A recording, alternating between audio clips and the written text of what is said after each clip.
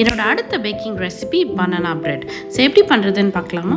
நல்ல பழுத்த 3 பனானாவை எடுத்து நல்லா மேஷ் பண்ணி எடுத்து வச்சுக்கோங்க. பனானா இந்த அளவுக்கு மேஷ் பண்ணதுக்கப்புறமா இதில் வந்து மெல்ட் பண்ண பட்டரை எடுத்துருக்கோம். நான் 100 கிராம்ஸ் பட்டரை வந்து இதில் யூஸ் பண்ணியிருக்கேன்.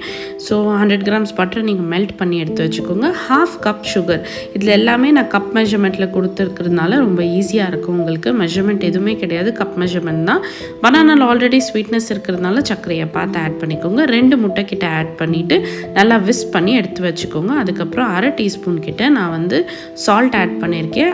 அன்சால்டட் பட்டர்ன்றதுனால கொஞ்சம் சால்ட் ஆட் பண்ணிக்கோங்க. அதுக்கப்புறம் 2 டேபிள் ஸ்பூன் கிட்ட நான் வந்து வெனிலா எக்ஸ்ட்ராக்ட் சேர்த்துருக்கேன். ஸோ பனானா ஸ்மெல் வராமல் இருக்கிறதுக்காக.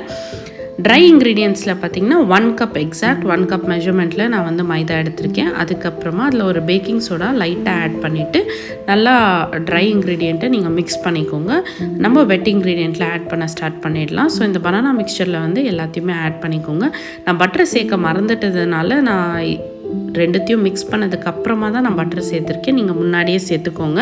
ஸோ மெல்ட் பண்ணி வச்சுருந்த பட்டரையும் ஆட் பண்ணிவிட்டு அதுக்கப்புறமா வால்நட் ஆட் பண்ணிக்கலாம், பாதாம் ஆட் பண்ணிக்கலாம். வால்நட் இல்லாதனால பாதாம் ஆட் பண்ணியிருக்கேன். டார்க் சாக்லேட் லைட்டாக ஆட் பண்ணிவிட்டு சாக்கோ சிப்ஸ் இருந்தால் அதையும் போட்டுக்கலாம், இல்லை டார்க் சாக்லேட்டும் நீங்கள் ஆட் பண்ணிக்கலாம். கட் அண்ட் ஃபோல்ட் மெத்தடில் எல்லாத்தையுமே ஆட் பண்ணிவிட்டு அதுக்கப்புறமா ஸ்கொயர் டின்னில் வந்துட்டு பாஷ்மெண்ட் பேப்பர் போட்டு லைன் பண்ணிவிட்டு நம்ம ஆட் பண்ணி வச்சுருந்த மிக்சரை இதில் சேர்த்துக்கோங்க. சேர்த்துட்டு கார்னிஷிங்காக மேலே நீங்கள் சாக்கோ சிப்ஸை ஜஸ்ட்டு ட்ரிசில் பண்ணிக்கலாம்.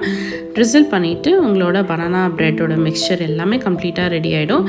ஸோ ப்ரீ ஹீட் பண்ண அவன் 170 டிகிரி செல்சியஸில் ப்ரீ ஹீட் பண்ணி 10 மினிட்ஸ் வச்சுக்கோங்க. அதுக்கப்புறமா நான் 170 டிகிரி செல்சியஸில் 30 மினிட்ஸ் ஃபஸ்ட்டு பேக் பண்ணியிருந்தேன். அதுக்கப்புறமா எக்ஸ்ட்ரா ஒரு 5 மினிட்ஸ் விட்டு பேக் டோட்டல் டைம் டியூரேஷன் பார்த்திங்கன்னா 35 மினிட்ஸ் ஆச்சு. ஸோ 35 மினிட்ஸ் பேக் பண்ணி எடுத்ததுக்கப்புறமா ஒரு ஸ்டிக் வச்சு நீங்கள் இன்சர்ட் பண்ணி பார்த்தீங்கன்னா ரொம்ப க்ளீனாக வரணும். So banana bread is ready. So இந்த பனானா பிரெட் வந்து ரொம்ப நல்லா இருந்துச்சு, டேஸ்ட்டு சூப்பராக வந்துருந்தது. ஸோ நல்லா ஆறுனதுக்கப்புறமா நீங்கள் ஸ்லைஸ் போட்டிங்கன்னா ரொம்ப நல்லாயிருக்கும். நாங்கள் கொஞ்சம் ஆர்வ கோளாறுல சீக்கிரமாக ஸ்லைஸ் போட்டுட்டோம். பட் எனிவே பனானா பிரெட் வந்து நல்லா சாஃப்டாக உள்ள நல்லா சாக்லேட்டியாக சூப்பராக இருந்தது ட்ரை பண்ணுறதுக்கு. ஸோ கண்டிப்பாக ட்ரை பண்ணி பாருங்கள். ரொம்ப சிம்பிளான ரெசிபி தான்.